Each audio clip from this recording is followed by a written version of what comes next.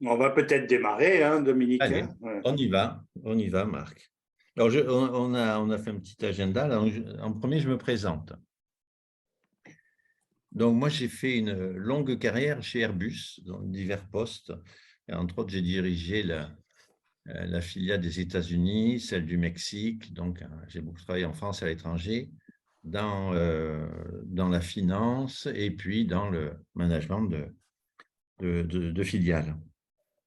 Rien ne me conduisait à être coach et pourtant, j'ai décidé il y a 12 ans de démissionner et de faire le master de coaching. Alors, quand j'ai demandé à la DRH d'Eurocopter, où j'étais à l'époque, quelle école je devais prendre, elle m'a dit Mosaïque. Alors, j'ai choisi Mosaïque. Voilà. Et je ne l'ai évidemment jamais regretté puisque je continue à participer régulièrement au masterclass de Mosaïque et c'est un plaisir sans cesse renouvelé. Voilà, donc, en très, très rapide Mhm. qui je suis. Alors, à part la formation Mosaïque et les masterclass que je suis euh, régulièrement, j'ai été supervisé par Daniel, par Sylvie, par Marc un petit peu aussi, au tout début, hein. Et j'ai fait, il y a 3 ans maintenant, oui, en 2020, la formation de superviseur, que je recommande vivement. Même si vous ne cherchez pas à être superviseur, je trouve qu'elle apporte beaucoup d'éléments sur la compréhension de notre métier, la pratique de notre métier. Ça donne beaucoup d'ouverture et une vision différente. Donc, même si vous ne souhaitez pas être superviseur, je vous recommande vivement la formation de superviseur. Enfin, je ne sais pas, peut-être que j'ai dit des bêtises là, Marc. Écoute, pas du tout, d'autant plus qu'il y en a une qui démarre euh, au mois de mars. Voilà. Et qui, voilà. Si vous avez des questions, je pourrais peut-être en parler à la fin, hein. Est-ce que Voilà, tu as donc quelque chose à rajouter, Marc, sur... bah, d'abord peut-être dire bonjour à toutes et à tous. Euh, et pour ceux qui ne me connaissent pas, je ne sais pas si c'est le cas, parce que je vois bien sûr des têtes connues ou des noms dont je me rappelle, même si je ne vois pas toutes les têtes. Mais donc, je suis associé chez International Mosaïque et membre de l'équipe pédagogique. Voilà, et comme voilà, avec Dominique, on échange régulièrement. Voilà, je lui ai proposé, ou il m'a demandé, je ne sais plus comment ça s'est passé, voilà, d'être à ses côtés ce soir pour ce phosphore. Donc, c'est un grand plaisir de partager avec vous. Voilà, donc, ben, comme l'a dit Dominique, je l'ai connu chez Mosaïque pendant sa formation, au tout début, et puis j'ai suivi toute son évolution et son parcours jusqu'à sa certification de superviseur. Voilà, donc c'est quelqu'un que j'aime beaucoup, voilà, qui non seulement est un super coach, un des meilleurs coachs de Marseille, un des deux meilleurs coachs de Marseille, je ne dirais pas qui est l'autre. On ne va pas exagérer quand même, hein. Non, non. Mais c'est aussi quelqu'un, voilà, que je trouve intéressant parce qu'il a un côté entrepreneur, il fait plein de choses, il pourra vous en parler. Et puis il a un petit grain de folie, voilà. Il a appelé sa boîte Mad Institute. Alors, en fait, il a hésité entre Mad Institute et Fada Institute. Parce que, voilà, il est un peu Fada aussi par moment. Ce que je n'ai pas dit aussi au tout début, c'est que ces phosphores sont enregistrés. Voilà. En tout cas, les parties plénières, ce qui donne l'occasion éventuellement de les réécouter, même si sur certains phosphores, vous n'avez pas eu l'occasion de participer, vous n'étiez pas disponible, vous avez la possibilité d'écouter au moins les parties plénières, quoi, parce que si on travaille en sous-groupe, ce n'est pas enregistré. Ça va? Ça gêne personne? Vous me dites. Alors, peut-être qu'avant de te laisser la parole, Dominique, je peux dire quelques mots sur ce livre, hein, puisque il est aussi en relation avec le thème que tu vas développer ce soir. Donc, vous connaissez peut-être l'ADN du coaching, un livre donc qui est paru l'année dernière, à l'occasion des 30 ans de Mosaïque. Et voilà, qui parle de notre métier. Alors, je ne vais pas vous le résumer, puisque c'est quand même quelque chose qui fait plus de 200 pages. Mais peut-être quelques mots, en tout cas les grands chapitres, pour ceux qui ne l'ont pas encore ou qui ne l'ont pas encore lu, leur donner envie peut-être de le parcourir. Donc, en introduction, on parle de l'éthique de la relation. Et puis après, il y a 4 grandes parties, donc je vais vous lire les titres. La première partie parle de la double hélice de l'évolution. Le sous-titre, c'est « Quand les paradoxes du vivant inspirent la philosophie du coaching ». Donc, on y retrouve des choses que vous connaissez sur, bien sûr, le côté high-tech et high-touch de ce métier. La deuxième partie parle des lieux de la mutation, donc les différents écosystèmes où se crée la dynamique de la transformation. Et voilà, donc il y a plein d'exemples de lieux différents. La partie 3, en fait, s'intitule « Le génie génétique du coach ». Quand l'évolution du contexte bouscule les pratiques du coach. Donc, voilà, c'est un chapitre qui est aussi dédié à tout ce qui s'est passé ces dernières années et qui a quand même bousculé pas mal de choses. Et puis aussi de comment continuer à se régénérer en tant que coach. Et la quatrième partie est une partie qui parle le titre c'est « Greffe et métissage ». Et donc, c'est des exemples de comment intégrer l'impact de cette posture de coach dans d'autres métiers, dans différents métiers, comme celui de leader coach ou de facilitateur ou de coach agile. Voilà. Donc, un bouquin que je trouve très riche, et il est d'autant plus riche qu'il a été coécrit par, il y a 25 contributeurs, dont Dominique, qui donc a écrit dans ce bouquin un chapitre sur la puissance du non-choix, qui est le thème de notre phosphore de ce soir, et que Dominique va nous en parler et nous faire échanger là-dessus. Donc, je te passe la parole, ça te va, Dominique? Ça va, merci. Je n'ai pas dit trop de bêtises? Aucune. Entre Marseillais, on se soutient, je ne vais pas le dire.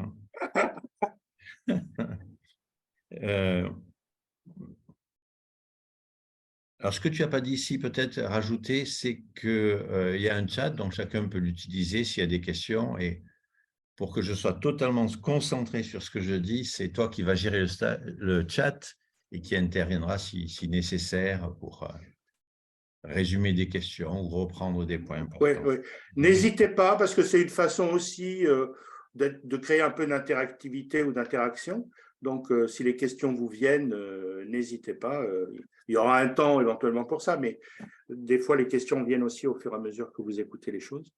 Donc, voilà, vous connaissez la pédagogie chez Mosaïque. Donc, plus on sera dans l'interactivité et mieux ça sera pour tout le monde.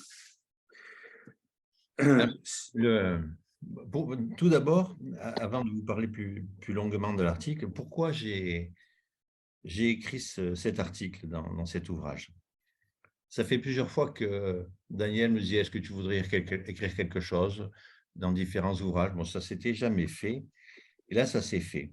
En fait, il est issu en grande partie de mon mémoire de superviseur, de la formation de superviseur. Parce que dans la formation de superviseur, évidemment, on parle beaucoup de déontologie, de respect des règles. Et donc, je me suis beaucoup interrogé sur le respect des règles, ce qu'on nous enseigne chez Mosaïque et ailleurs, à l'ICF. Et donc, ça tournait dans ma tête et ça s'est déclenché, comme je disais tout à l'heure, à Berlin.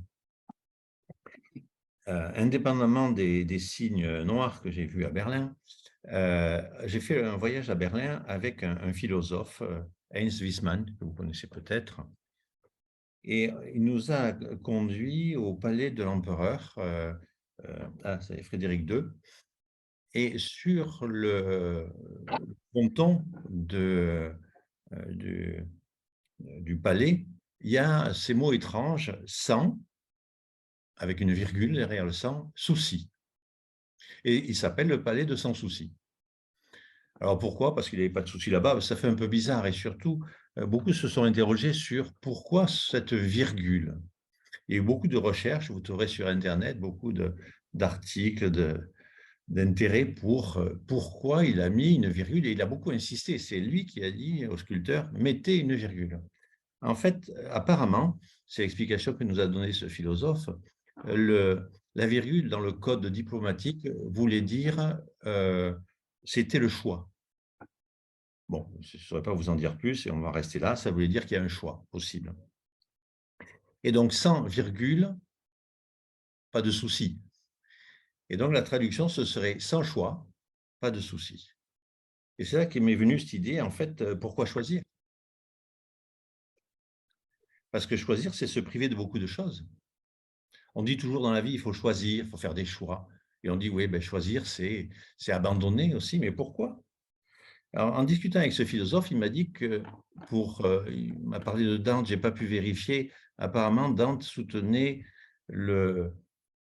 cet avis que la plus grande richesse des riches, des gens de pouvoir, c'est qu'ils peuvent ne pas choisir. Parce qu'on parlait de Frédéric Rillet, ben lui, il était tellement puissant qu'il pouvait se permettre de ne pas faire des choix dans sa vie. Et là, je me suis dit, mais si en fait, la puissance, c'était justement ne pas faire de choix. D'où l'idée de cet article. Alors, je ne sais pas, est-ce que ceux qui ont lu l'article peuvent lever le pouce? Et comme ça, si tout le monde l'a lu, ben je le résumerai différemment. Si certains n'ont pas lu, ben je le résumerai peut-être un peu plus longuement. Vous avez dans le bas de votre écran, peut-être, ou dans le haut, je ne sais pas, peut-être quelque chose qui s'appelle réaction. Donc, Réaction, voilà, oui. réaction, vous pouvez peut-être appuyer cliquer sur le pouce pour ceux qui ont lu l'article. Alors moi, je vais cliquer parce que je l'ai lu. Voilà. Bon, je vois déjà qu'il y en a qui n'ont pas lu alors, parce que le pouce est vers le bas. Donc, c'est très bien. Alors, cet article dont je vous recommande vivement la lecture, parce qu'il paraît qu'il est très bien écrit. N'exagère pas, n'exagère pas. Non, mais ça peut marcher, écoute, ça marche. En fait, le point de départ de ma réflexion, c'est vraiment un point très particulier. Je coach à ce moment-là le directeur logistique d'une grosse société de 30 000 personnes. Et il intervient sur le... Enfin, en fait, oui, c'est un directeur logistique. Moi, mon métier, c'est la logistique. J'ai été longtemps directeur logistique d'Eurocopter, donc un groupe de 15 000 personnes, donc je connais la logistique. Et à un moment donné, au cours d'une séance, je me dis, mais il faut que j'intervienne sur le fond. Parce que ce dont il parle, je le connais, je l'ai vécu, je l'ai fait. Il faut que j'intervienne. Et vient en même temps, mais je n'ai pas le droit d'intervenir sur le fond. Et je me suis demandé pourquoi. Je me suis dit, mais en fait, il ne faut pas intervenir sur le fond parce que ça permet au client de trouver ses propres solutions. Bon, d'accord. Et surtout, on n'est pas là pour être la béquille du client. Cette phrase m'est revenue, je ne sais plus qui l'a dite, mais Dominique, tu n'es pas là pour être la béquille du client. Et là, je me suis dit, mais qui suis-je pour m'imaginer un seul instant que je puisse être la béquille de ce monsieur? Et là, je me suis dit, il y a quelque chose qui ne va pas. Je ne peux pas imaginer un seul instant d'être la béquille de cette personne. Si j'imagine pouvoir être la béquille de cette personne, c'est que je me sens supérieur à lui. Je lui manque de respect en supposant cela. Et ça a été un peu le point de départ de tout ça. Et je peux vous partager deux autres. Et là, je vais vraiment partager. On va partager l'écran. Et voilà. Alors, partager. Vous voyez? Voilà. Oui. Donc, vous voyez mon PowerPoint qui est écrit visage ou vase. Alors, vous connaissez ce truc hein, où on fait un visage d'un côté, un visage de l'autre, et puis on voit un vase. Dominique, tu peux peut-être le mettre en diaporama complet, En diaporama, ça se verra mieux. je pense. Et je crois que j'aurais dû le faire avant. Non, non. Ah, c'est bon là? Oui, C'est en diaporama? oui. OK. Et, Alors, mais donc, il faudra que tu avances tes diapositives une par voilà, une. j'avance. Ouais. Donc, j'avance. Donc, je fais le fameux dessin. Donc, ça, c'est un visage. Bon, c'est mal fait, mais c'est un visage. Et puis, je fais l'autre visage de l'autre côté, évidemment. Et je dis à mon client, et tu vois, quand on réunit, quand on trace des traits entre les deux visages, qu'est-ce qu'il apparaît? Et là, mon client prend le stylo, termine le dessin et me dit, c'est Pikachu. Et là, je dis, ah non, là, ça, j'aurais jamais vu ça. Et je me rappelle les longues discussions qu'on avait pu avoir avec Mosaïque sur le tiers inclus. Et je dis, mais il est là, le tiers inclus. Hmm. C'est Pikachu, le tiers inclus. Pourquoi aller le chercher plus loin que ça? Et bon, petite intervention du client. Puis il y en a eu une autre. Évidemment, vous connaissez le célèbre U de Otto Scharmer. Et pareil, j'explique le U, une personne qui était dans un changement de vie. Et donc, je décris le U. Et en particulier, j'explique que là, dans la descente du U, ben, il y a une forme de perte, d'abandon. On perd ses valeurs, peut-être une forme de tristesse, parfois même de désespoir pour arriver dans le vide. Enfin, vous connaissez ça par cœur.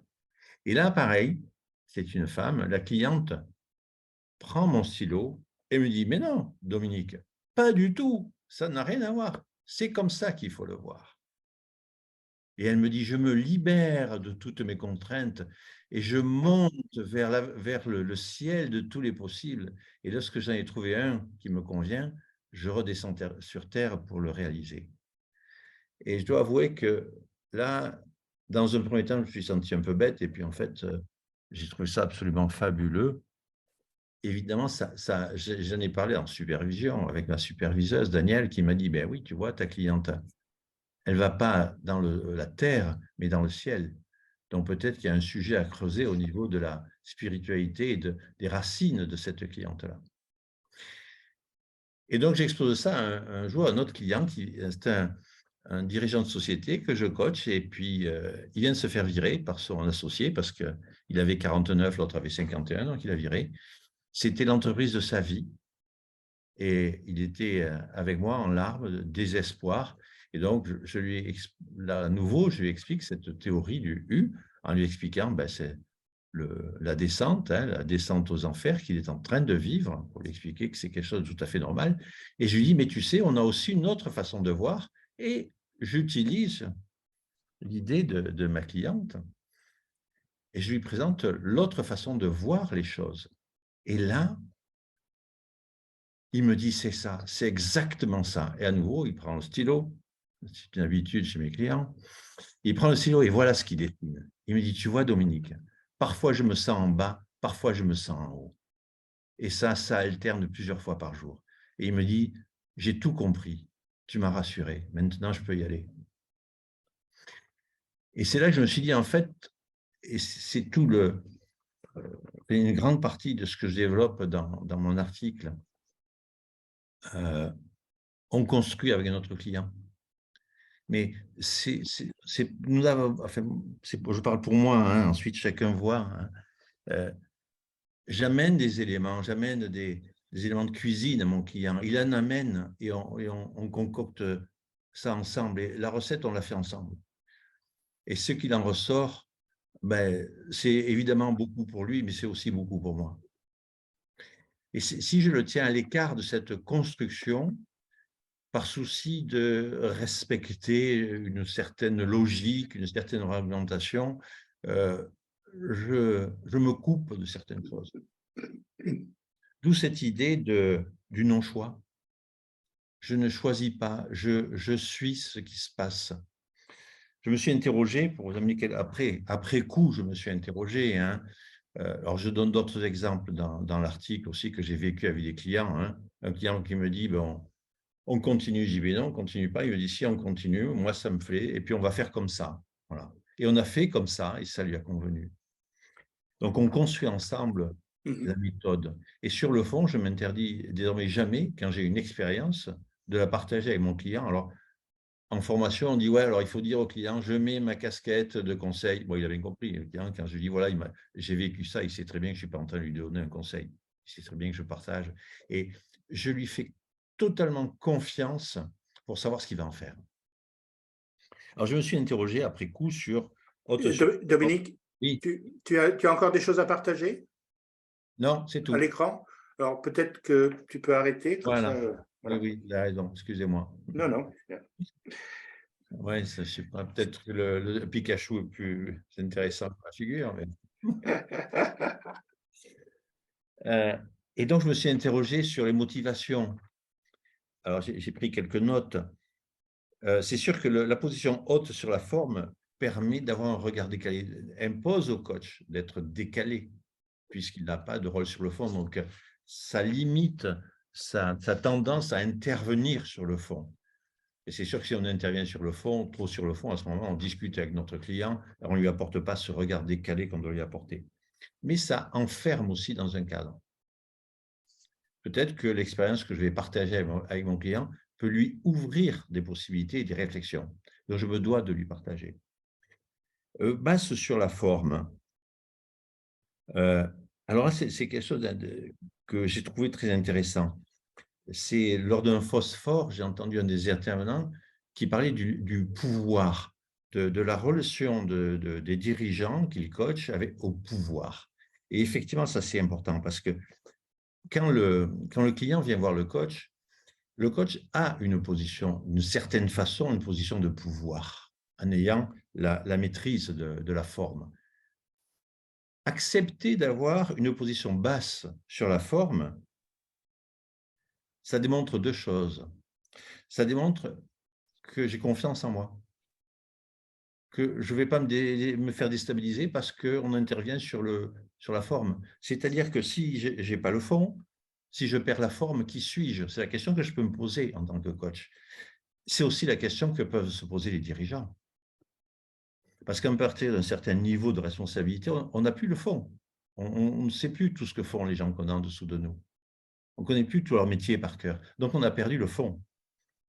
Il nous reste la forme. La forme, c'est les galons. C'est la position hiérarchique. Et si un chef s'appuie sur ses galons et sur sa position hiérarchique, uniquement sur ça pour diriger, évidemment, il va dans le mur, il ne va pas déléguer, il va être autoritaire. Et donc, je me suis dit, en fait, je modélise avec mon client ce que lui pourrait réaliser avec ses équipes.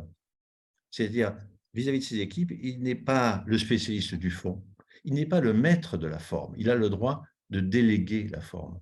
Et ce n'est pas ce qui va lui faire perdre son autorité. L'autorité se situe ailleurs que dans la forme et dans le fond. Peut-être dans la présence. Et pour nous, coachs, je crois que ce qui est important, c'est la présence. Et donc, si on a vraiment la présence, la forme et le fond peuvent évoluer. Alors, haute sur j'ai parlé déjà de la position sur le fond, hein, la position haute, enfin, lorsque j'interviens sur le fond, c'est d'ouvrir à des expériences, à des connaissances différentes. Il m'arrive souvent à mes clients de conseiller des lectures. Ben, tiens, est-ce que tu as lu ça? Ça peut t'amener des idées pour ton problème. Après, il lit ou lit pas, c'est lui qui décide. Donc, voilà ce que je voulais partager. Donc, lâcher la forme, c'est lâcher l'autorité formelle pour avoir une autorité réelle. Le fait qu'en travaillant comme ça avec son client, nous évoluons ensemble, le coach évolue avec son client, nous co-construisons le coaching. Alors, ce que je développe aussi, c'est cette histoire que le non-choix, alors on dit chez Mosaïque et sans doute ailleurs, qu'il ne faut plus faire du « ou », mais faire du « et ». Et ce que je réalise, moi, dans cette expérience que j'ai pu avoir avec mes clients, c'est que c'est plus que du « et ». Alors, on dit que 1 plus 1, ça fait plus que 2, hein, quand on est... Mais ça fait plus que ça fait apparaître autre chose. Le Pikachu qui est entre les deux visages, il est d'une autre nature que chacun des deux. Il y a autre chose. C'est un peu comme la graine, et je prends dans mon article l'image de la graine. C'est-à-dire que lorsqu'on arrose la graine, lorsqu'on la met dans une terre qu'on a travaillé la terre, on a nourri la terre, on met la graine, on met de l'eau, une plante pousse, mais la plante, elle n'est pas dans la graine, elle n'est pas dans l'eau, elle n'est pas dans la terre, elle n'est pas dans les engrais. Et pourtant, elle est là. Donc, c'est quelque chose de complètement différent qui est dans la graine, mais la graine ne sait même pas qu'elle est là. Elle va apparaître grâce à tous ces composants, mais la graine ignore la plante. Et je crois que c'est ça qui est important pour moi, c'est que quand je commence un travail avec un client ou même une séance, la plupart du temps, j'y comprends rien. Je ne comprends rien à ce qu'il me raconte, pas grand-chose. Et puis en évoluant avec lui, tout à coup apparaît quelque chose.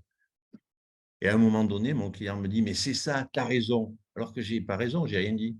Je n'ai rien fait, je n'ai rien de particulier. On a construit quelque chose ensemble et effectivement, il apparaît quelque chose de différent, de nouveau. Et c'est ce que, moi, c'est ce que j'aime dans ce métier. C'est qu'en fait, on fait apparaître des choses qui n'existent ni chez le coach, ni chez le client, en ne choisissant pas. Voilà, peut-être c'était un peu long, je ne sais pas. Je ne sais pas sur quel timing on avait prévu, Marc. Écoute, il y a aucun souci. Ce qu'on avait imaginé là maintenant, c'est peut-être d'avoir un peu d'interactivité, c'est-à-dire c'est quoi vos questions ou questions, remarques ou autre point de vue. Hein, voilà, qu'est-ce que vous avez envie, comment vous avez envie de réagir à ce qu'a dit Dominique. Il y a des voix que je n'ai pas encore entendues. Pascal, tu es là?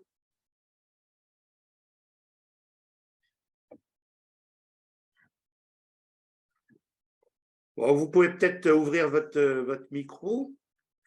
Alors, si vous avez bonjour Pascal.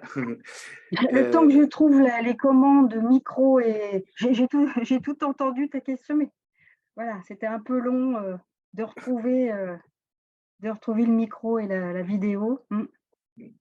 Bonjour à tous. Bonjour Pascal.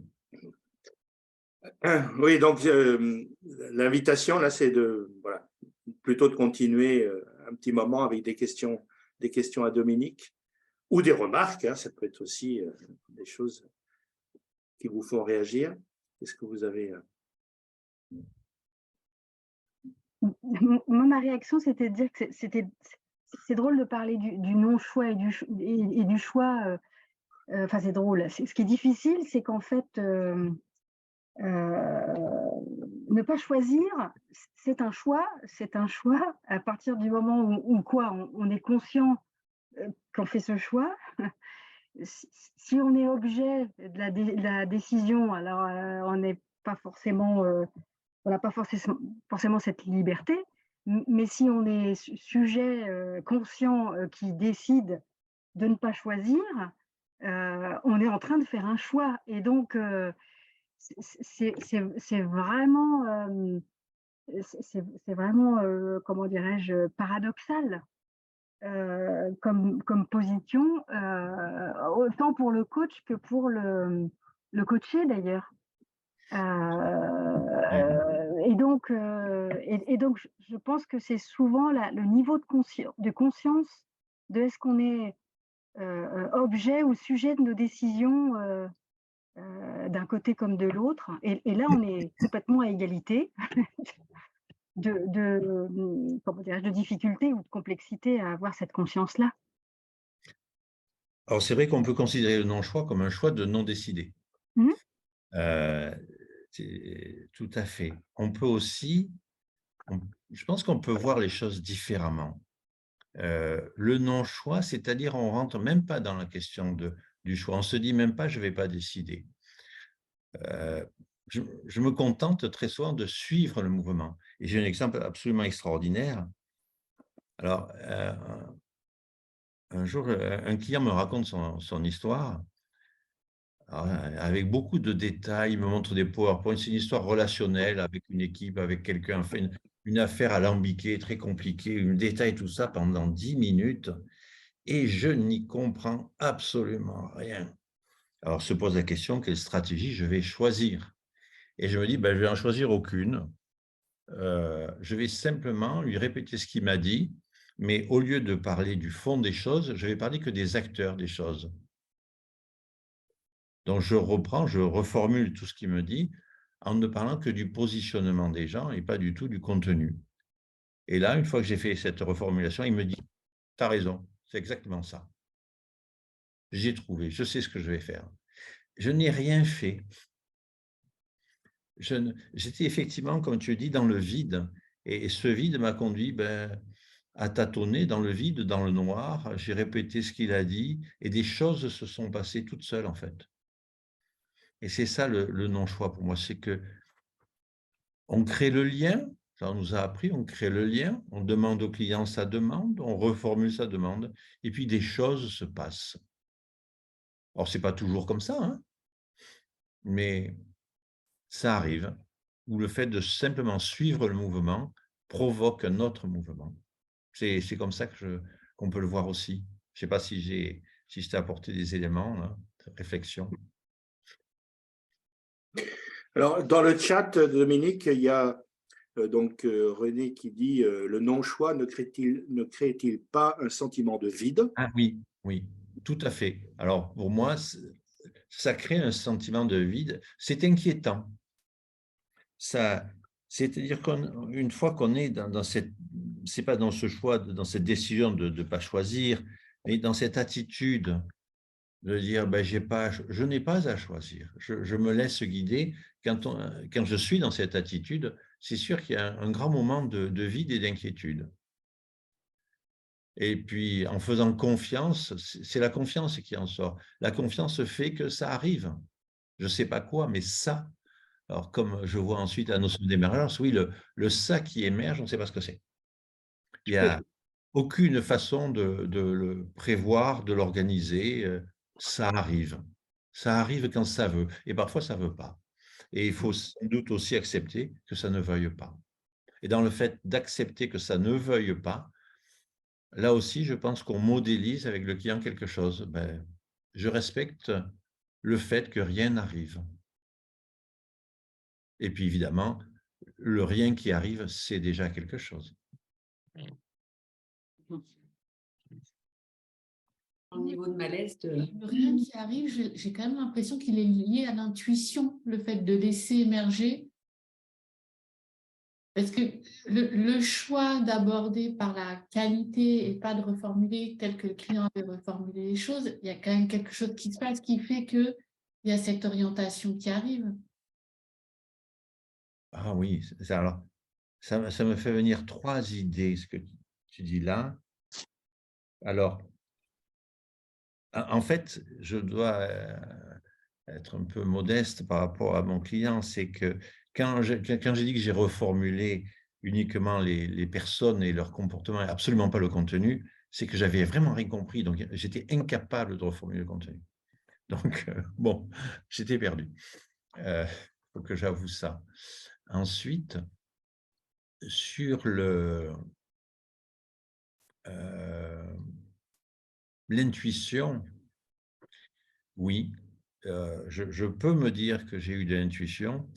Je peux aussi me dire, et c'est là l'idée qui me vient en t'écoutant, c'est que quelle qu'ait été mon intuition, ça aurait marché. Alors ça, c'est quelque chose que j'ai vu aussi en formation. C'est parfois, excuse-moi Marc, je disais, voilà, moi j'ai vu ça, ça me plaît pas, enfin, je faisais des critiques, je suis très critique, moi. Et Marc me disait, mais non, du moment que ça convient au client, qu'est-ce que tu t'emmerdes? Ce qui est important, ce n'est pas d'avoir appliqué la bonne méthode, d'avoir eu la bonne stratégie. L'important, c'est que le client ait évolué et on se moque complètement de la stratégie. Alors, peut-être que l'intuition peut aider, peut-être, mais c'est une vraie interrogation. Est-ce qu'en fait, quoi qu'on ait fait, à partir du moment où il y a le lien, il y a certaines règles, bien sûr, c'est quand même un métier, hein, ce n'est pas de la conversation de comptoir. À partir du moment où on suit ces règles, qui pour moi doivent être des règles intégrées, les choses se passent. Alors, quand je dis règle intégrée, j'avais envisagé un instant de vous montrer des peintures de Picasso. Alors, je ne sais pas si vous aimez ou pas Picasso, moi j'adore Picasso. Et on voit Picasso comme celui qui peint des trucs absolument incompréhensibles, ridicules, n'importe quoi. Mais en fait, pas du tout. Picasso, quand on regarde les peintures, l'évolution de Picasso, il a peint des peintures qui étaient très, très, très précises. Hein. On voit des visages, des paysages, des choses très concrètes. Ce n'est pas de l'hyperréalisme, mais c'est très précis. Ce n'est pas du tout ce qu'on imagine de Picasso. Et petit à petit, on voit ce style s'épurer. Et entre autres, il y a quelques peintures en noir et blanc où, avec 3 traits, ben on voit Don Quichotte. Avec 3 traits, on voit un toréador avec un taureau. Et je pense que c'est ça, c'est ce qui arrive lorsqu'on a complètement intégré les règles. À ce moment, on peut se libérer des règles et on dit c'est l'intuition. Non, c'est aussi du métier. Je crois que c'est du métier. Et ce métier, avec l'expérience, ben, il rentre. Et puis ensuite, on peut jouer avec les règles, c'est-à-dire respecter vraiment l'esprit de la règle et rester totalement dans une posture de coach tout en croyant ignorer les règles. En fait, on les applique, mais de façon vraiment personnelle. Et c'est peut-être ça aussi l'intuition. Alors, Céline, tu proposais de faire un témoignage ou de partager quelque chose? Oui, en fait, l'histoire avec ce client, ça m'a rappelé une histoire avec un de mes clients. En fait, c'était un tripartite un peu compliqué et j'avais du mal. Le client faisait pas confiance à sa direction. Enfin bref, c'était un peu compliqué. Et un jour, le client, il arrive, il en avait marre. À chaque fois, il devait présenter sa fiche de poste qui n'était pas validée, ça traînait, etc., etc. Bref. Et un jour, il arrive à la séance et il débarque comme ça en me disant j'en ai marre, je vais faire grève. Et moi, du tac au tac, je lui ai répondu ah ben, je vais faire grève avec vous. Et il m'a regardé avec des yeux ronds. Et en fait, ça a décoincé tout le processus de s'arrêter. Et il ne me croyait pas. Je lui ai dit mais non, mais on fait grève. Voilà, après tout, la séance est payée, on est là tous les deux. Bah, c'est nous qui sommes libres de décider ce qu'on fait de ces 2 heures. On fait grève, on fait grève. Aujourd'hui, on ne pose pas. Et c'est marrant parce que ça a vraiment décoincé le reste du processus de tout un tas de trucs. Voilà, ça m'a fait penser à ça. À ce moment-là, je l'ai fait de manière instinctive, ça rejoint l'histoire de l'intuition. Oui. Mais de dire, bah, j'étais comme toi, perdue, je ne savais plus où aller non plus, à force de proposer, mais ça n'avançait pas au-dessus, etc. Enfin, voilà, ça m'a évoqué ça comme histoire. Ah, super. Et ça me fait penser à quelque chose qui m'est arrivé un peu similaire.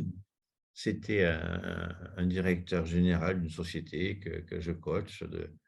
On était aux 3/4 de nos séances. Et j'arrive et il me dit ah, j'ai pas envie de travailler aujourd'hui. Je lui dis ben, si tu veux, on va boire un coup. Il m'a dit d'accord. On est allé à ce boulevard de l'Opéra, à la terrasse d'un bistrot. On s'est mis là. On a passé l'après-midi là à boire des bières et à discuter. Et en fait, il s'est passé beaucoup de choses. Je ne sais pas dans quoi. Honnêtement, je serais incapable de préciser qu'est-ce qui s'est passé, pourquoi, qu'est-ce que ça a décoincé, qu'est-ce que ça a créé, je ne sais pas. Mais pareil, oui, comme toi, j'ai dit allez, on y va. Voilà. C'est des expériences étonnantes que nous vivons. Anne, il me semble que tout à l'heure, tu voulais intervenir ou je me suis trompé? Non, tu n'avais pas ouvert ton micro pour dire quelque chose ou questionner? Non. Non, le thème m'a beaucoup intéressée parce que j'ai eu à coacher un dirigeant dont la problématique était le choix et qui dirigeait une petite entreprise. Voilà, et ça conditionnait pas mal de choses dans sa vie familiale et qui envisageait de changer pour acheter une autre entreprise. Tout le coaching était sur le choix qu'il n'a pas pu faire, mais dont il souffrait tout le temps. Il souffrait d'être ni pour l'un ni pour l'autre, quoi. Donc, ça nous a emmené très loin sur les mécanismes de décision. Oui. Mais même le non-choix qu'il a fait, il en souffre encore, quoi. Alors, ça me fait penser à quelque chose, c'est qu'effectivement, le non-choix pour moi, hein, c'est pas ça et ça. Parce qu'il peut m'arriver de dire à un client, est-ce que tu peux faire les deux, hein, bien sûr, le et. Mais c'est encore autre chose. C'est-à-dire, un client qui hésite entre, il me dit, je ne sais pas si je dois faire ça ou faire ça, ce que je vais chercher, c'est ce qu'il y a au-dessus.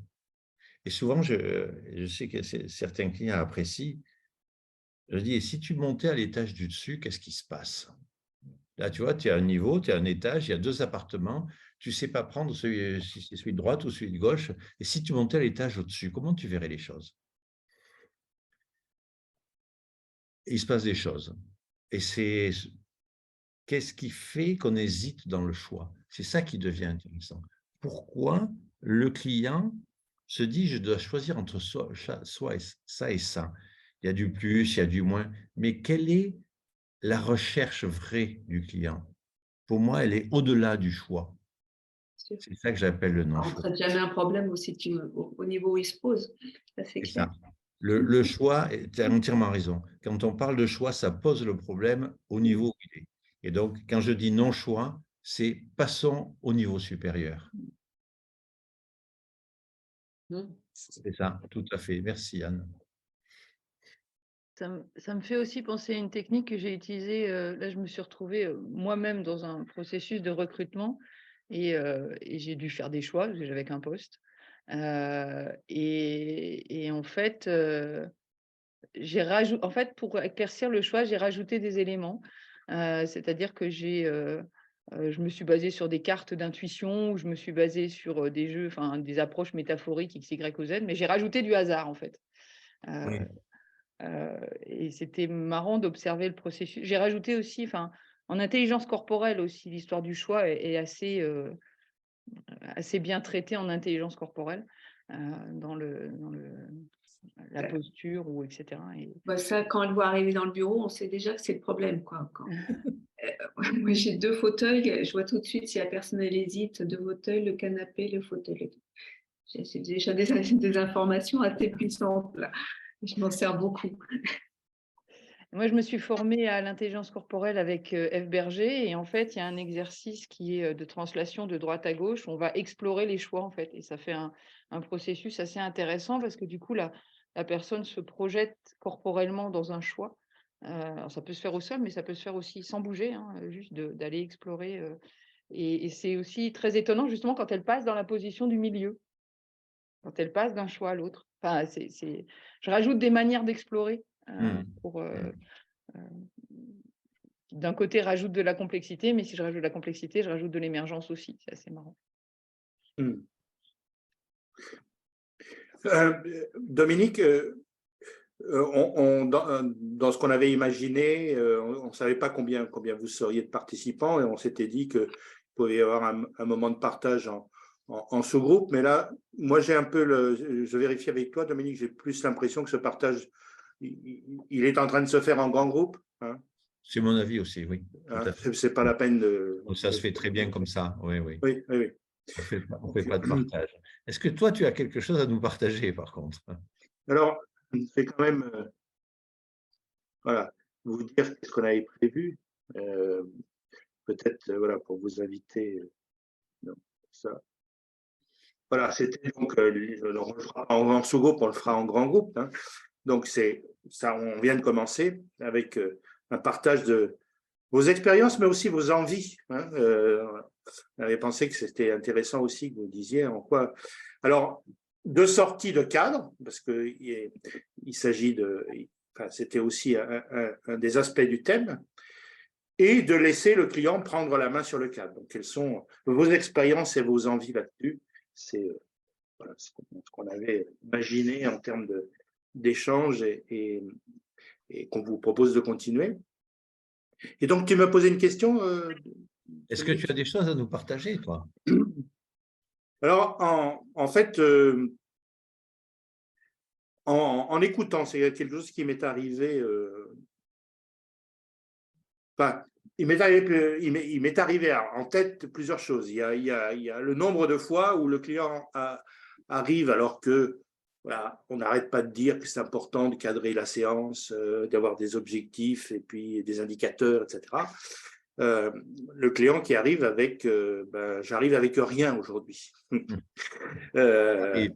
Et voilà, et donc moi j'ai souvenir des moments de panique dans mes débuts, ou en tout cas sur qu'est-ce que je vais faire, quoi. Et en fait, a posteriori, je me dis que si je suis dans la bonne attitude d'accepter, justement, de lâcher sur vouloir absolument trouver quelque chose qui soit… Et que j'accepte d'être dans aussi quelque chose qui est, voilà, ne pas obliger à choisir, etc., que ces séances-là, j'ai souvenir de séances qui ont démarré comme ça et qui ont été d'une richesse parce qu'il a émergé quelque chose qui n'était pas réfléchi forcément avant et qui en fait a émergé dans la séance et qui était proche souvent de quelque chose de ce qu'on appelle les changements de type 2, alors que le client qui arrive avec des objectifs réfléchis d'avance, avec même l'indicateur qui va avec, parce qu'on lui a dit que c'était comme ça qu'il fallait faire, c'est souvent un peu plus de la même chose. Donc, tu me rassures, Marc, parce que j'ai aussi constaté que quand le client arrive avec une demande précise qu'on traite comme il faut avec les indicateurs, c'est du changement de type 1. Et quand il arrive sans demande, parce qu'évidemment, ça m'arrive assez souvent, c'est beaucoup plus du changement de type 2. Ouais. C'est vrai. Parce que ça arrive, ce n'est pas réfléchi, ce n'est pas calculé, ça surgit. C'est ça. Quelqu'un parlait d'émergence, là. Oui. C'est tout à fait, enfin, moi, ce que ça m'évoque aussi. Et René, je veux bien intervenir. Alors moi, j'ai beaucoup de mal avec le non-choix, très clairement. J'ai toujours l'impression, quand justement je suis dans le no-choix, que, je sais pas, je vais abandonner l'autre ou le perdre en route. Donc c'est très présomptueux de ma part, comme s'il ne pouvait pas se débrouiller tout seul. Mais je viens de faire un parallélisme avec la psychanalyse, où dans les séances de psychanalyse, pour en avoir vécu quelques-unes, il y a toujours ce moment déroutant où le psychanalyste, quand vous arrivez, vous dit bon, il vous dit rien en fait. Il vous dit juste, alors bon, alors soit on a amené plein de choses qu'on a collectées avant et puis on déverse, on fait autre chose, soit on n'a pas grand-chose, et je rebondis sur ce qui vient d'être dit, c'est-à-dire on vient avec rien, voire même on serait tellement mieux ailleurs. Et le psychanalyste vous dit juste à un moment donné, et alors? Et il vous invite à reprendre le fil de quelque chose, mais on ne sait pas quel fil. Et là, il se passe des choses. Et c'est souvent d'ailleurs ces séances les plus, moi je trouve les plus déroutantes, qui finalement apportent le plus. Alors là, je me mets non pas du côté psychanalyste, puisque bien sûr je ne suis pas, mais je me mets du côté du patient. Et c'est souvent là où il se passe des choses. Et on en ressort d'ailleurs plutôt content. Alors parfois on se dit, bon, d'accord, tout ça pour ça, quoi. Donc voilà, je caricature volontairement le trait, mais je fais ce petit lien. Merci René. J'aimerais, grâce à ce que tu viens de dire, René, partager 2 citations qu'il y a, que je mets en début et en fin. Moi, je suis un grand… j'adore le Tao, toute la philosophie du Tao, et en particulier 2 auteurs, Chuang Tzu et bien sûr Lao Tzu. Alors, en début, je cite Lao Tzu, Chuang Tzu, qui dit « Rien n'est plus manifeste que le caché, rien n'est plus évident que l'invisible. Ainsi, le maître observe ce qui se passe au plus profond de son être. » Ce qui compte, c'est ce qui se passe en nous. Et la finale qui, pour moi, explique, là, ça crée le mystère. Et la dernière, ce qui est de Lao Tzu, c'est dans la première strophe de son ouvrage, « Mystère et manifestation jaillissent d'une même source. Cette source s'appelle ténèbres. Ténèbres dans les ténèbres, la porte vers toute compréhension. » C'est-à-dire, quand on croit comprendre, en fait, on est dans le manifesté et pas dans l'essence. Quand on est dans l'essence, on ne comprend pas. Et les choses se passent et émergent. Alors lui, il dit jaillissent d'une même source, mais si on cherche à comprendre la source, on n'est pas dans la création, dans l'émergence, on est juste dans la construction avec des choses connues. C'est tout à fait ça. Ouais, j'aime beaucoup l'image de René. Et j'ai juste envie d'apporter mon témoignage aussi pour dire que la séance de psychanalyse qui m'a le plus marquée, c'est celle où je n'ai rien dit pendant toute la séance et où j'ai fondu en larmes en partant. Et je n'ai jamais rien compris, mais je me suis dit que s'était passé quelque chose d'important pour mon inconscient. Et peut-être qu'il se passe aussi des choses qu'on ne comprend pas, sans aller chercher la synchronicité de Jung, mais pourquoi pas. Un jour, il y a 3 mois à peu près, il y a une cliente qui m'expose son problème, la difficulté qu'elle est en train de vivre. Elle doit préparer un entretien très, très important. C'est une dirigeante. Elle doit rencontrer quelqu'un pour faire une joint venture. Enfin, c'est quelqu'un qui a des moyens financiers beaucoup plus importants qu'elle, que sa société. Et donc, elle est angoissée. Elle arrive, elle est très angoissée, ça ne va pas. Et je ne sais pas pourquoi, à un moment donné, je lui dis, mais ça a commencé en 2012, ça? Et elle s'est mise à pleurer. Elle s'est effondrée en larmes. Allez comprendre. Je n'ai jamais eu l'explication de ce qui s'est passé. Hein. Alors, 2012, je sais pas, ça avait un rapport avec ce qu'elle me disait. Je n'ai pas inventé la date, mais je ne sais pas, il s'était passé, elle avait fait, je ne sais pas, mais je ne sais pas du tout ce qui s'est passé. Mais ensuite, on a travaillé, on a fait les niveaux de DILS. Son angoisse s'était passée. Alors, allez savoir qu'est-ce qui se passe dans le cerveau des clients. Ben, je ne sais pas. Ils vivent effectivement leur vie, ils partagent. Il se passe sans doute beaucoup plus de choses. Et à vouloir peut-être trop matérialiser, concrétiser, on les fait passer à côté de quelque chose d'important. Donc, j'aime beaucoup vos 2 témoignages parce que ça me réconforte dans cette idée. Je laisse souvent de très longs silences. Marc pourra peut-être le dire, mais je laisse souvent de très longs silences aux clients. Ça ne me gêne pas. Le vide fertile. Le vide fertile, ouais. C'est ça. On a l'impression qu'il ne se passe rien, mais en fait, il se passe plein de choses dans sa tête. Et nous, si on n'y fait pas attention, on peut être en train de se dire, mon Dieu, je suis en train de rater la séance, il faut que je dise quelque chose. Non, non. Alors, j'ai une autre anecdote sur complètement un autre plan, mais c'est quelque chose qui m'est revenu en tête en vous écoutant et en t'écoutant, toi, Dominique, aussi. Vous connaissez peut-être, je vous l'ai peut-être déjà raconté pour ceux avec qui j'ai travaillé. Ça remonte à quelques années et en fait, je travaillais au début de mon activité beaucoup dans le milieu du tourisme et en particulier dans l'hôtellerie, puisque j'y avais passé quand même pas mal d'années. Et un directeur d'hôtel avec qui j'avais travaillé me rappelle et me dit, je vais prendre une nouvelle direction et j'ai un bon souvenir du travail qu'on avait fait ensemble précédemment. Est-ce que tu serais OK pour m'accompagner dans ma prise de poste? J'ai dit, je suis ravi, tout là. Et alors, c'est où est-ce que tu vas? Et donc, il était belge et il me dit, à Anvers. Très bien. Voilà. Bon, je ne connais pas bien la Belgique et je ne connais pas bien Anvers. Et donc, à l'époque, d'ailleurs, c'est aussi quelque chose qui a fait évoluer ma pratique, je ne pratiquais pas d'entretien systématique avec les participants. Je me contentais de cadrer la demande avec le commanditaire, donc en l'occurrence le directeur, etc. Donc, on passe un contrat de coaching d'équipe hein, pour favoriser sa prise de poste. Et en fait, je démarre le matin à Anvers avec l'équipe de direction de l'hôtel et je m'aperçois très très vite au non-verbal que beaucoup ne me comprennent pas.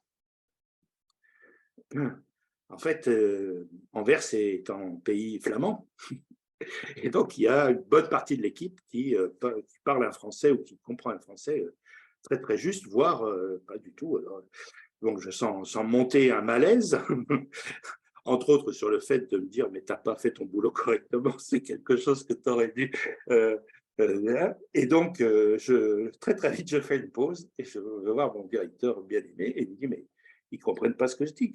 Pourquoi tu m'as fait venir et pourquoi tu fais ça en français? Il y a des gens qui parlent. Et j'avais vérifié aussi que l'anglais, pour certains, c'était même pas satisfaisant non plus. Et alors, j'ai dit, mais qu'est-ce qu'on fait? Et il me dit, bah, moi, je baragouine un peu de flamand, on n'a qu'à continuer en flamand. Alors, ben, oui, quand il laisse le client prendre la main, c'est pour moi un exemple qui m'est revenu. Et donc, me voilà reparti. J'ai dit, ben, on fait un essai, on essaye. Et me voilà reparti donc, avec le fait qu'ils échangent en flamand ou en néerlandais, parce qu'il y avait aussi des Hollandais. Et alors, je réfléchis aussi à une grosse panique chez moi, voilà, attitude du canard avec, vous savez, quand le canard bat des pieds en dessous de l'eau, il a le sourire, mais il bat des pieds, il bat des pattes. Et en fait, je me rends compte que, comme je ne veux pas comprendre ce qui se dit, j'ai une attention qui est portée sur tout ce qui est non-verbal. Comme je leur demande de travailler, je conviens de travailler sur certains thèmes qui étaient des thèmes qui avaient été identifiés avant. En fait, je donne du feedback avec une traduction, c'est-à-dire que je me suis arrangé, sur en fait des choses que j'ai observées au niveau du non-verbal pendant la réunion d'équipe ou pendant les moments de réunion d'équipe. Et tout le monde me regarde avec des grands yeux, donc je comprends que je dis des choses qui est important et qu'ils reprennent, etc. Et donc, il s'ensuit un travail très intéressant, qu'ils me disent très intéressant. Et à la fin du séminaire, parce que ça a duré 2 jours, il y a 2 personnes qui viennent me voir en me disant, mais pourquoi tu dis que tu ne parles pas le néerlandais alors que tu as tout compris? Voilà, c'est l'anecdote réelle qui m'est arrivée et qui m'a se laisser le client prendre la main. Je pense que c'est une des plus belles interventions que j'ai faites, vu les circonstances.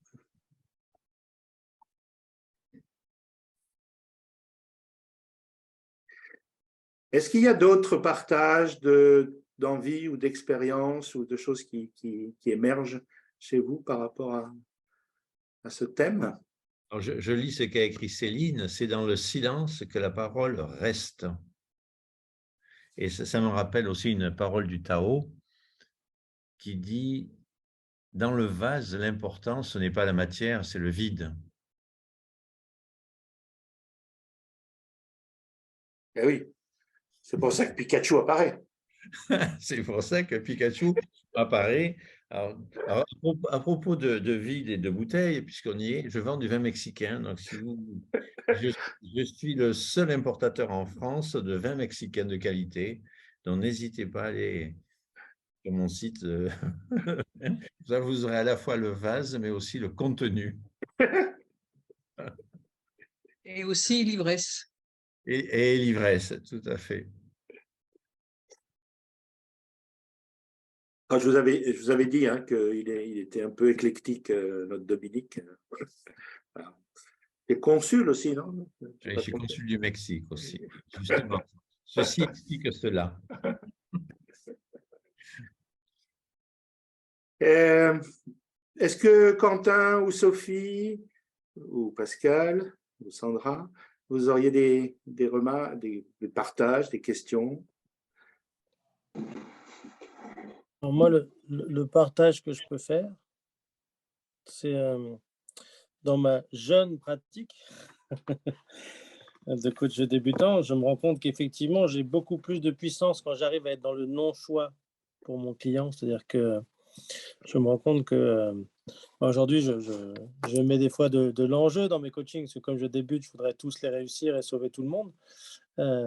Et que ça quand j'arrive pas à me départager de cette envie-là et du coup du choix que ça me donne envie de faire pour mon client, c'est quand j'arrive à m'en départir, en tout cas, que je retrouve toute ma puissance et ma capacité à être véritablement présent à lui et du coup à être beaucoup plus efficace pour lui. Donc c'est c'est intéressant et ça m'a fait réfléchir parce qu'en fait, au départ, quand il y avait cet acétyphosphore, j'ai pensé dans le non-choix, j'ai pensé au renoncement. Enfin, ça m'a fait penser un peu au renoncement. Et en fait, je me rends compte que le non-choix est complètement différent du renoncement, puisque le renoncement, ce serait d'avoir fait un choix. Et que là, on est dans quelque chose d'encore très différent à ça. Oui, merci Quentin. Très, très, très juste. Alors, moi, je me rappelle au début, ouais, c'est ce désir de réussir. Ça, c'est affreux. Hein.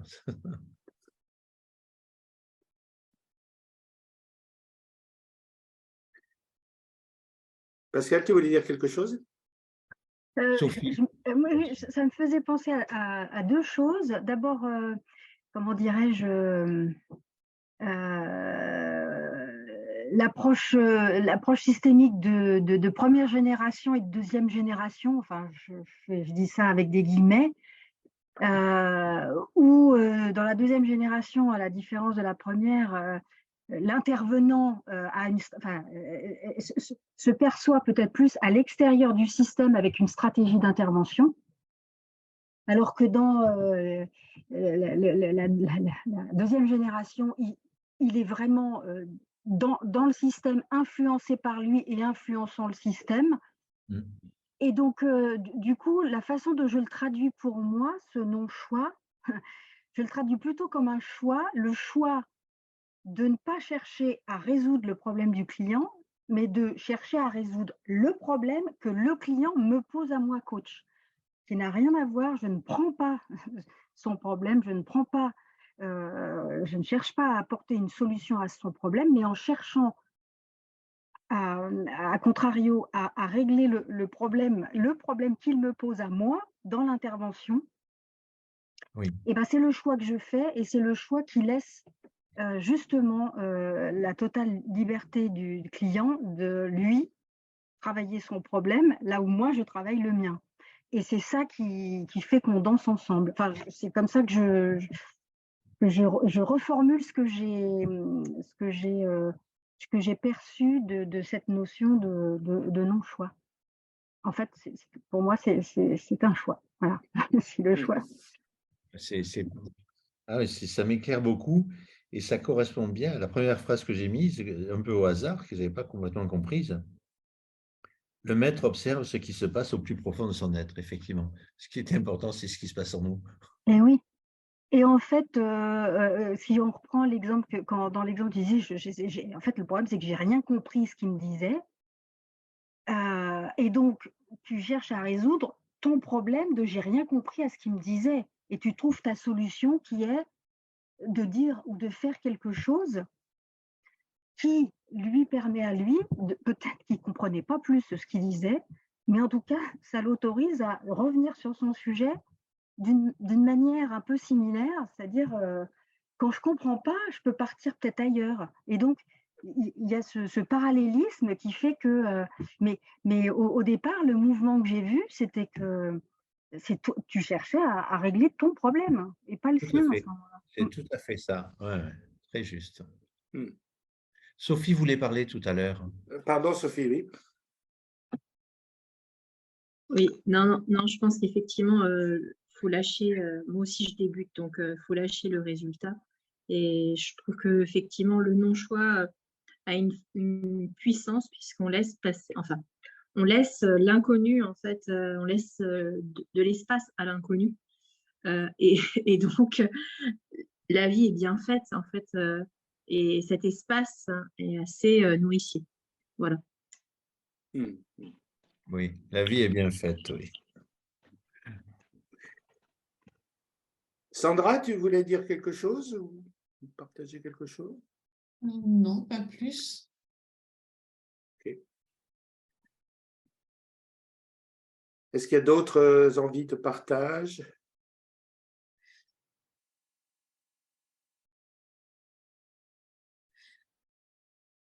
Est-ce qu'on peut demander ce que vous retenez de cet échange que nous venons d'avoir?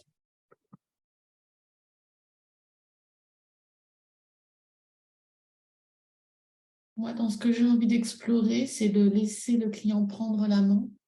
J'aimerais bien me laisser porter par cette envie, une prochaine session de coaching et l'émergence que provoque le silence. C'est deux explorations que j'aimerais bien avoir prochainement. Merci à tous d'ailleurs pour les partages. Merci.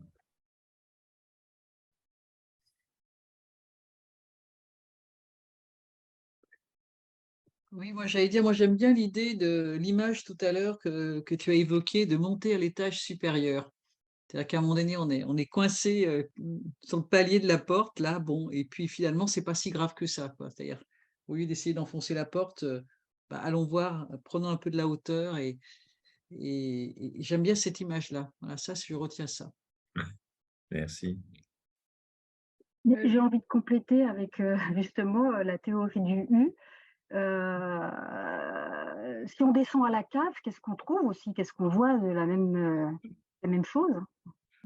Ben oui, pourquoi pas. Aussi. Je retiendrai pour moi la même métaphore que j'aime beaucoup, effectivement. J'avais jamais pensé regarder le choix des différents. Alors du coup, de haut, de bas, de côté, en fait, considérer le choix comme un objet qu'on peut regarder sous différents axes au lieu d'être coincé coincé dans le choix lui-même.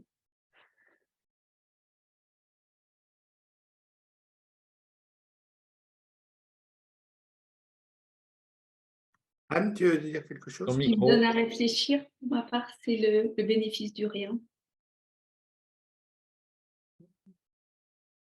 Le rien qui est déjà quelque chose. Je me demandais si j'aurais pu encore l'explorer plus.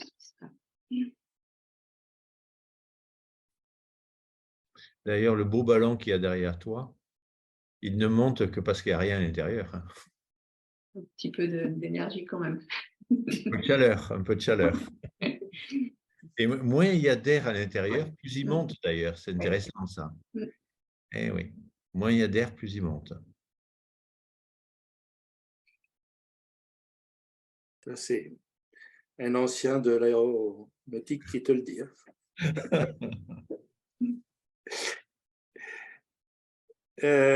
Quentin, tu veux dire quelque chose?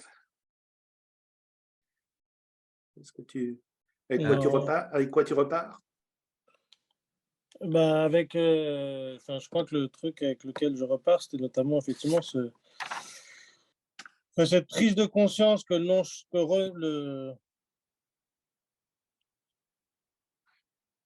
renoncement n'est pas un non-choix et que le non-choix n'est pas un renoncement. C'est vraiment que c'est autre chose.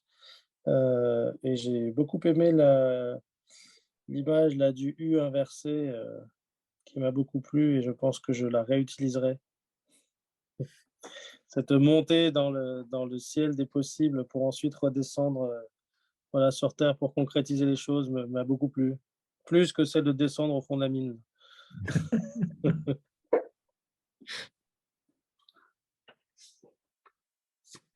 Je crois qu'on a entendu tout le monde. Anne, tu veux dire autre chose? Non. Je disais ça rejoignait le changement choisi plutôt que le changement subi. Ok.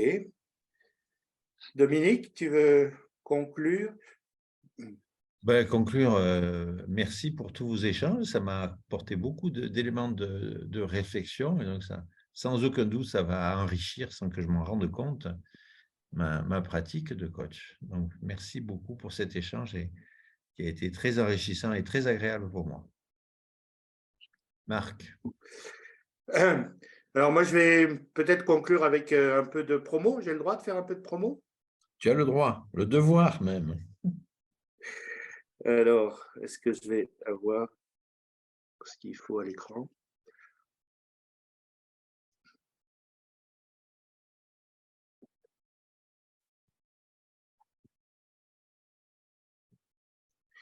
Alors, dans les prochains rendez-vous proposés par Mosaïque, donc on en a parlé, il y a ce cycle de métier de superviseur. Voilà.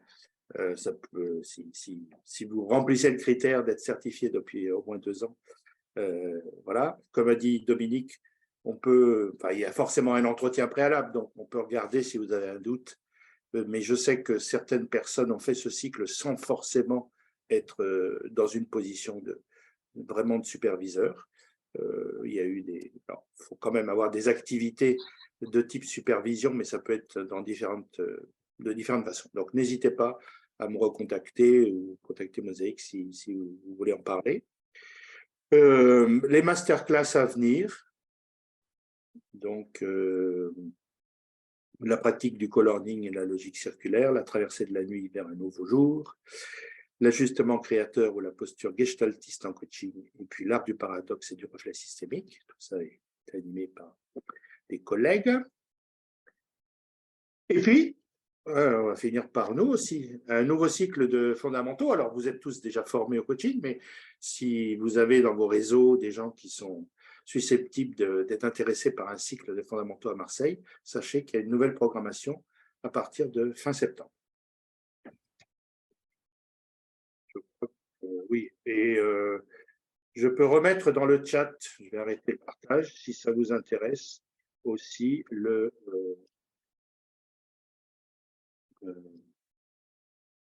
lien qui permet d'aller sur le site d'Amazon pour le bouquin de l'ADN du coaching sur Amazon si vous ne l'avez pas déjà.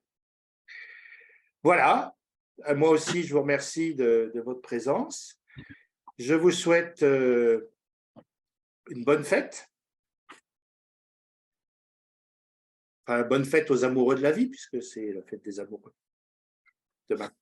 Demain. La fête des amoureux demain. Mais nous sommes tous amoureux de quelque chose ou de quelqu'un. Et voilà. Hein? À bientôt et merci. À bientôt, merci. Merci beaucoup. Merci, au revoir. Au revoir. Merci beaucoup.